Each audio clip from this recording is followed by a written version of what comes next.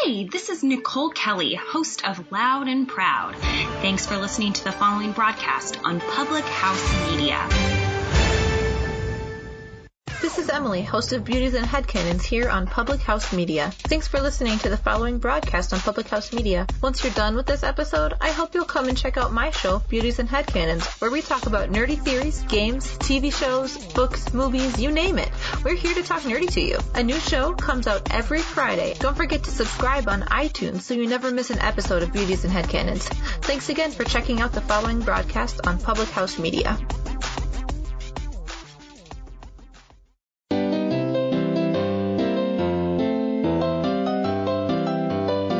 How's it going, everybody? Keith Hoehne and D-Wicz, what's up, world?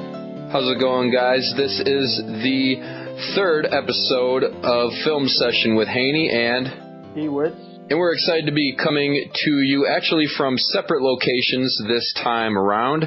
We both do a lot of traveling for our day jobs, and D-Wicz is enjoying the sunshine and hot weather of Phoenix, Arizona. How's the weather there, D-Wicz? You know what? It's funny because you say hot and sunny, and when we flew in today, it was actually cloudy and breezy, which is unlike Arizona right now, but it was actually perfect. It's actually perfect weather out there. I don't feel like I am sweating like I'm in a sauna right now. I actually feel content right now in Phoenix, but it's always great being out here. All right, D-Wicz. Well, although it's not real hot in Arizona, things are heating up in the NFL for the NFC North. The Packers have completely fell off the wagon. It seems they are now 4-4 as they head into Chicago to play your team, the Chicago Bears, going into next week. Yeah, I am super, super excited because I think the bet line just came out. I think they have the Bears as 3-point favorites right now. 3-point favorites? Yeah, and I almost damn near fainted. when they had the Bears actually favorites right now. And who would have thought actually going into this matchup right now that the Bears, not to toot our horn or anything like that, but who would have thought that the Bears would actually have the somewhat better quarterback going into this matchup? And it's hard to not see the Packers with Aaron Rodgers because, I mean, let's just face it. And you were at that game in Green Bay, so I can only imagine what it was like being in Lambeau Field. But watching it on TV, Green Bay just looked like they looked lost with Brett Hundley running that team. I mean, like, it's not just with Brett Hundley, just the team in general just looked completely lost with Matthew Stafford, you know, just throwing the ball and the Lions just commanding that clock. And I don't know what it is about, like, just young quarterbacks and coaches not letting them, you know, just throw the ball downfield, because there are times where you see the same pass plays and the same screens over and over again, and you're sort of scratching your head. You're going, like, give them a shot, let them throw the ball down the field. It was absolutely absurd last night to see the Packers just have the wagon just fall off the tracks. Yeah, I was saying the same thing. Everybody around where I was sitting, they were saying the same thing. Let Brett Hundley throw the ball down the field. And it just shows, the play calling shows that their lack of comfort that they have with Hundley under center, where you could obviously tell they wanted him to put the ball in the air as little as possible, try to give it to some playmakers, out in the flats and see what they can do. And it did not work for them. And it was the first time this season that the Packers I felt plain looked bad. Because when Rodgers went down against Minnesota, they obviously didn't look that great for the rest of the game. Hundley threw a few interceptions, but he also threw a touchdown. So all right, they had to limp their way through this one. And then the following week against the Saints, they actually didn't look all too bad, and they shocked the Saints with their run game early on, and they seemingly had control for a good 2.5 quarters until midway through the third, when the Saints decided to take control. They had the bye week, and you thought, all right, you're not going to be any more prepared for this week. Brett Hundley, I'm saying, he's not going to be any more prepared going into this week. Played a couple of games, had 2 weeks to prepare, and the Packers just looked awful. And it was the first time this season that, as a fan, and really more of an optimistic fan, I would say, it looked pretty dim moving forward. you guys had a glimpse of like what the Chicago Bears quarterback situation has been through all the wonderful years that we've had with Jay Cutler, and now he is in Miami, which he actually put up a good game on Sunday night, even though to an Oakland Raiders team that really the defense hasn't been that great. But I digress. When you go into this matchup coming in on Sunday, I mean, you have two inexperienced quarterbacks. We'll go with it. This will be Brett Hundley's third start, and I think Mitchell Trubisky's fourth start. Yeah. Let's say give or take. And I gotta say, I think it's gonna be which young, inexperienced quarterback will make the least amount of mistakes, because both teams are gonna rely heavily on the ground game. And, I think the Bears just ultimately, I think, have the better running option with Jordan Howard, and, hopefully they can use Tariq Cohen a little bit more. I want to see that happening. But, the Bears going into, in the bye week to get rested, and, obviously thoughts and prayers going out with Zach Miller, because what a horrific injury that he had 2 Sundays ago. And, not only with the knee, but the NFL screwing up actual touchdown catch, because the NFL can't figure out and define clearly what an actual catch is. But yeah, I mean, just a gruesome injury. But the defense kept them in that game. But it's to the same point there with both of these quarterbacks, is none of the coaches just have the faith to let Brett Hundley or Mitchell Trubisky just throw the ball downfield. And hopefully on Sunday we will get a good back and forth matchup, with the Bears and Packers, hopefully with the passing game. I think, it'll be a good running game, but it's going to be coming down to which quarterback makes the least amount of mistakes. So hopefully it'll be a fun game at Soldier Field come next Sunday. Yeah, and I think to go a little more X's and O's with it, I think what the Packers need to do is, obviously their offense has to eat up some clock. I think the Lions had something, 37 minutes of ball control for that game. I think they had possession of the ball for something 37 minutes. And the defense was playing poorly for Green Bay, and everybody said, well, there's no excuse for that. Aaron Rodgers doesn't play defense. But Aaron Rodgers is able to sustain drives with the offense and eat up a lot of clock.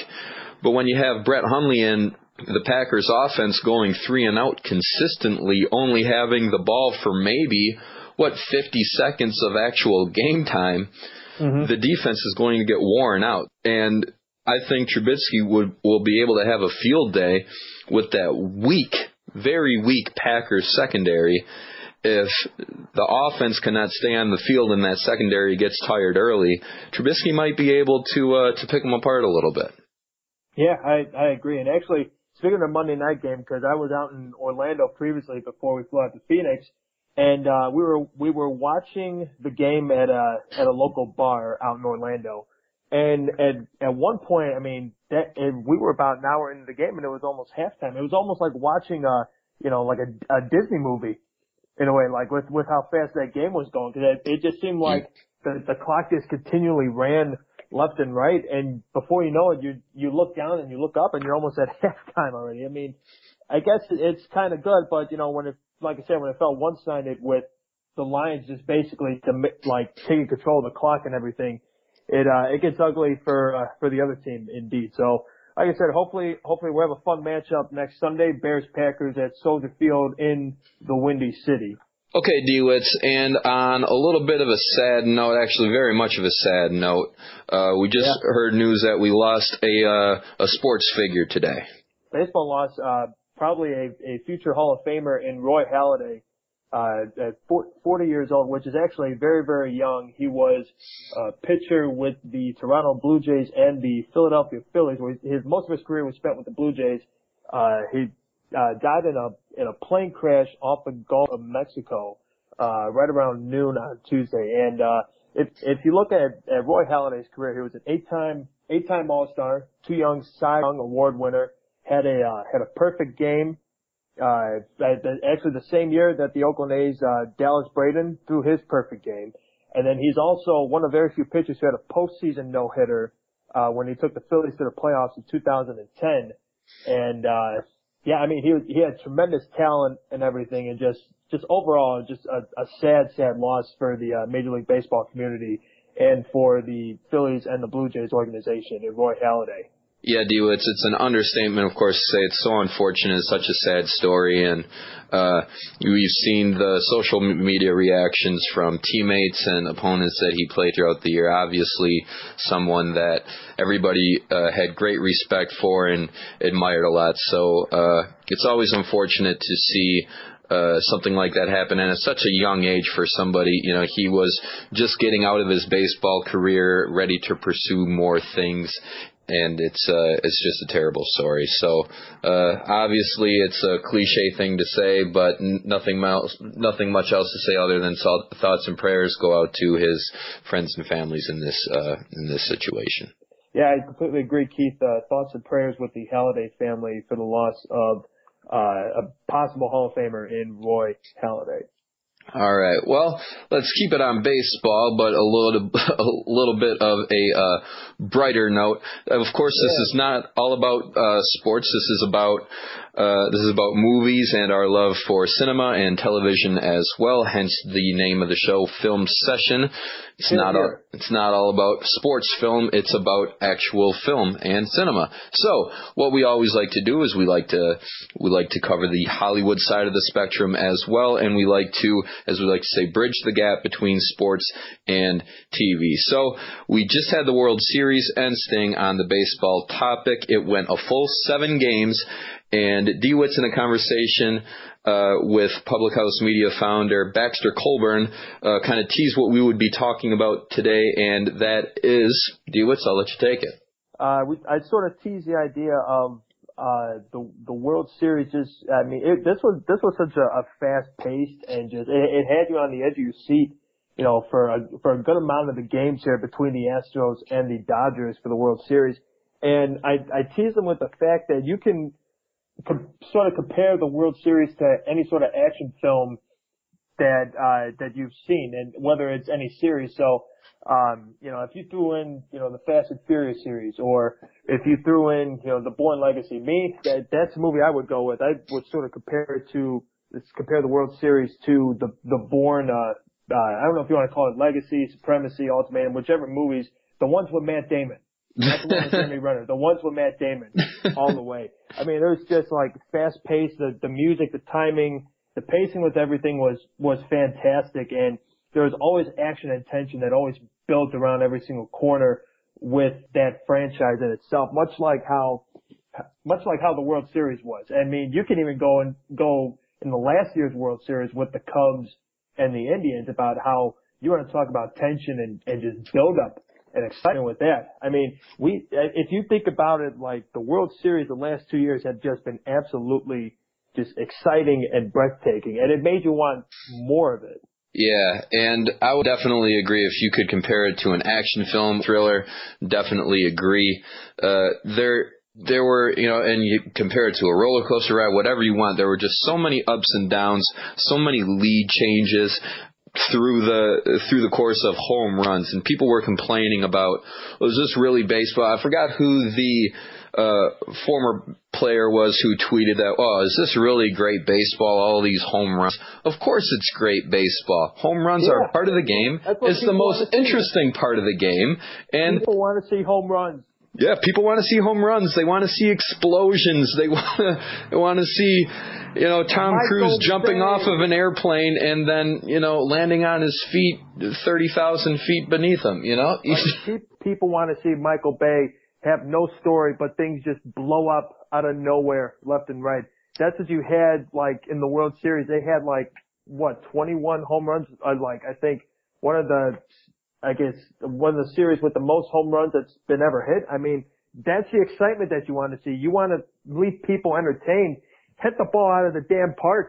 Let's go. Right. Home runs. Excitement. Yeah, it's a ton of excitement. As you said 21 home runs. Actually, you were really close, 22 home runs this World Series. And yeah, you were close, man. You were close. Have your facts straight, though. I was so close to disarming that bomb. I felt like I was in the next movie myself, but yet I caused the entire company and team from having the bomb blown up. My mind just went in a tangent right there. There you go. But that's what it's all about. It's all about right there. But yeah, it's exciting. Yeah, and that's exactly what it was. It was home runs for seemingly no reason at all. Why would a home run happen at this time? The Dodgers are down 3-0, and of course now all of a sudden it's 3-3, and then it's 7-4, and then it's 7-7, and then it's 11-7, and it's 11-11 going into the 15th inning or whatever. It just seemed to be that type of World Series, and I compare it to to go a little more specific into the movie reference. I would compare it to Taken. I use Taken because the Houston Astros are Liam Neeson, where a little unsuspected, obviously have the framework to be a scary, great, awesome team.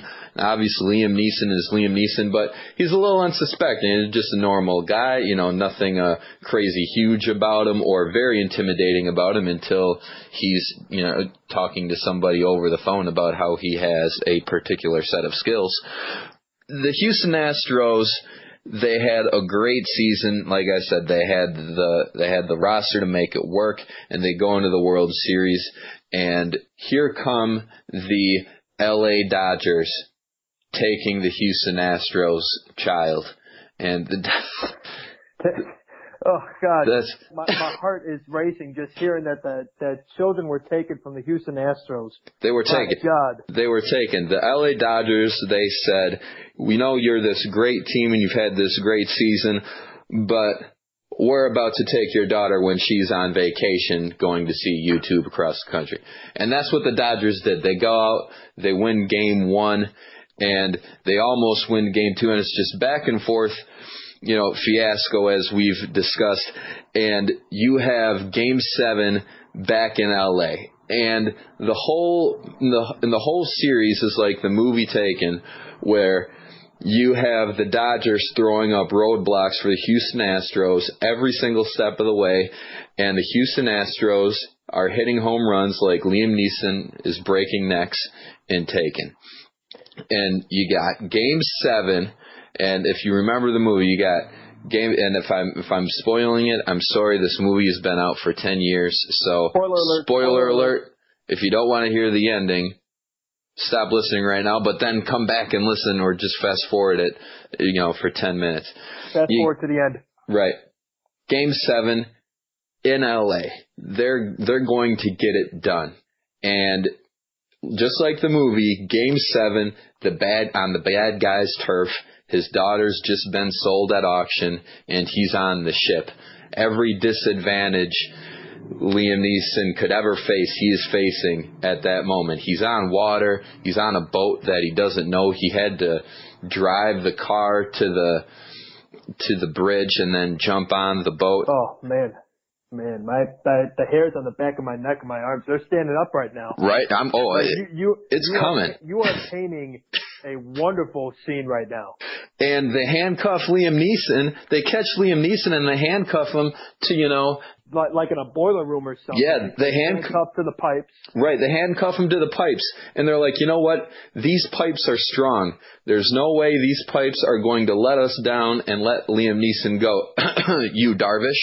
Ha! You Darvish he is the pipe. He is that weak pipe that the bad guys tie Liam Neeson up to in Taken.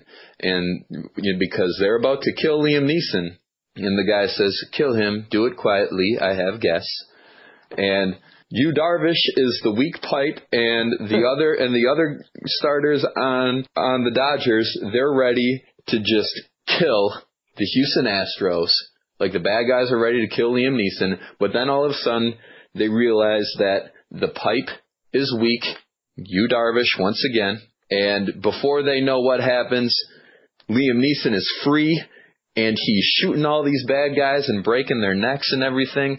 And the Houston Astros, before the Dodgers know it, the Houston Astros are up 3-0 in the first, and it's all said and done from there on out.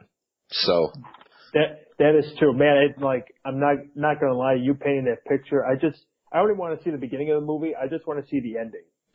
I just want to see Liam Neeson just kicking some major butt and just taking down the bad guys.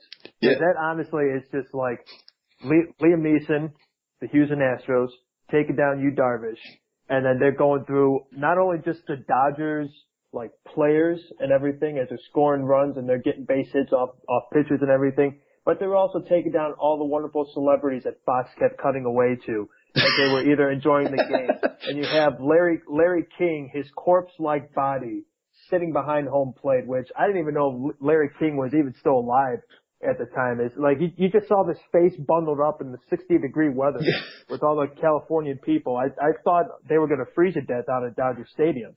It's insane. But now, if you want to go back to sports, which World Series is more exciting? Was it this World Series or was it the World Series last year with the Cubs and Indians? I would say for most everybody, most everybody would say last year, for the reason that it was the Cubs versus the Indians, and you had those two, spectacular storylines. Obviously, with the Cubs were an obvious pull for the entire country, and everybody knew the stories and how the Cubs hadn't won a World Series since 1908, and that was obviously the storyline. And not only that, but the Cubs being down 3-1 and having to then win 3 straight games. Game 7 obviously being in Cleveland to seal the World Series. So were the games themselves as interesting last year as they were this year? No, because this year every game seemed electric with all the home runs